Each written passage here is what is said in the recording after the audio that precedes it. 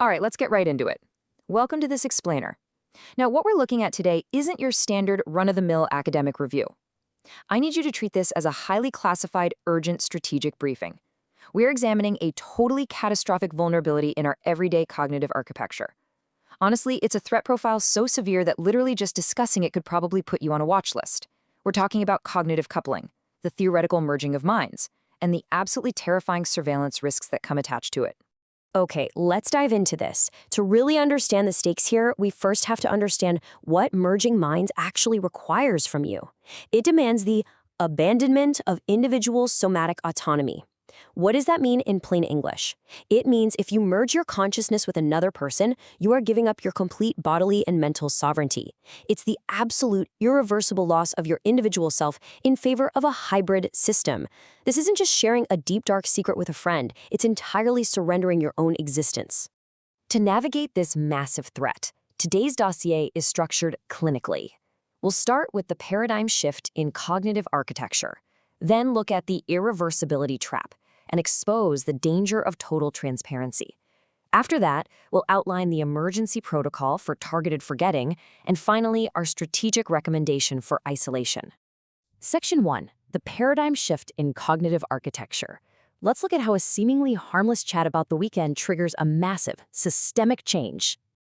The source material notes that this whole massive discourse was actually triggered by something trivial, just a simple social interaction about a weekend activity.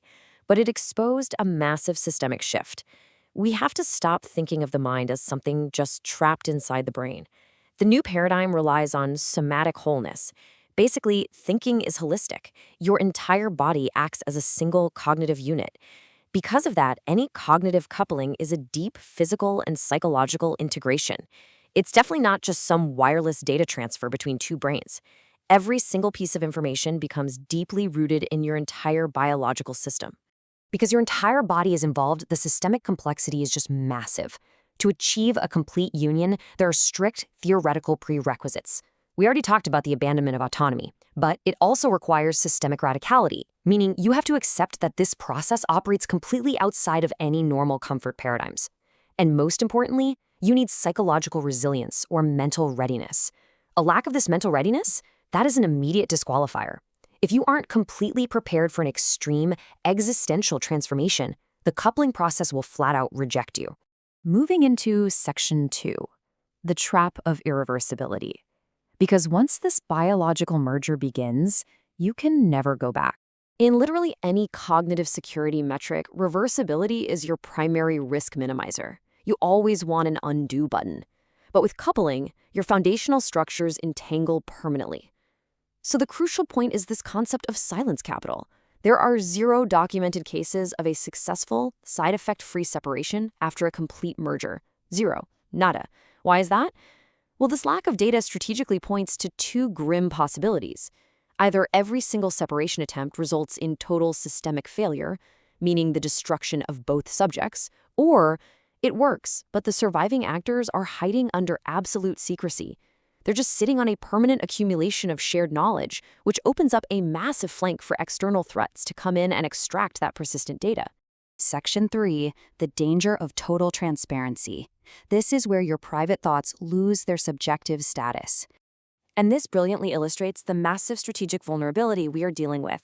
Imagine a world where your private thoughts become physical, extractable evidence in a shared space.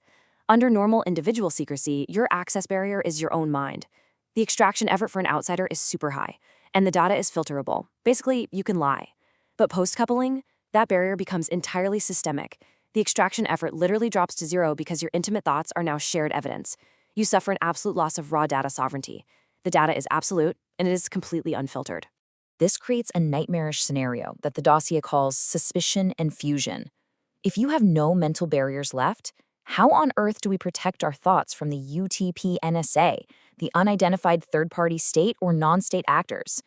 These are the shadowing entities who could use forced cognitive merging as the ultimate, inescapable interrogation tool. If they force the couple with you, your mind is an open book. Section 4, the emergency protocol. We're talking about targeted forgetting. Because this integrated knowledge can be forcefully extracted, we have to neutralize the data before it anchors. We actually must implement a paradoxical, highly technical defense mechanism, the intentional destruction of our own memories. The officially identified countermeasure is ethanol-induced synaptic interference, executed within a low-security somatic interference environment.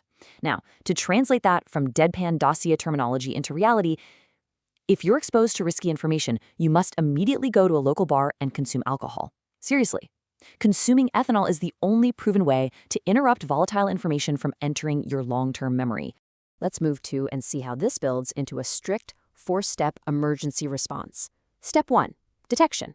You identify a critical exposure, like a highly awkward social interaction. Step 2. Immediate relocation to a sanctioned interference environment. Again, a bar. Step 3. Synaptic interference induction, applying the ethanol to block memory consolidation. And finally, Step 4. Temporal monitoring. Time is absolutely crucial here. You have to complete this procedure before that awkward social data anchors into your neural network. If it doesn't reach long-term memory, the UTP-NSA cannot extract it. It's as simple as that. And finally, Section 5, Strategic Recommendation for Isolation. Let's look at how to actually survive this. While the ethanol protocol is a vital reactive measure, proactive survival means assessing the core threats. Irreversibility, structural merging prevents any return to your individual self.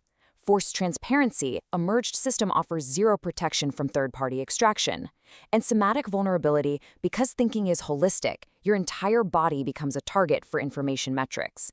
The situation is so severe that simply having a verbal discussion about these procedures, like we're doing right now, can attract the attention of surveillance authorities. Therefore, the ultimate strategic recommendation to you is strategic social decoupling.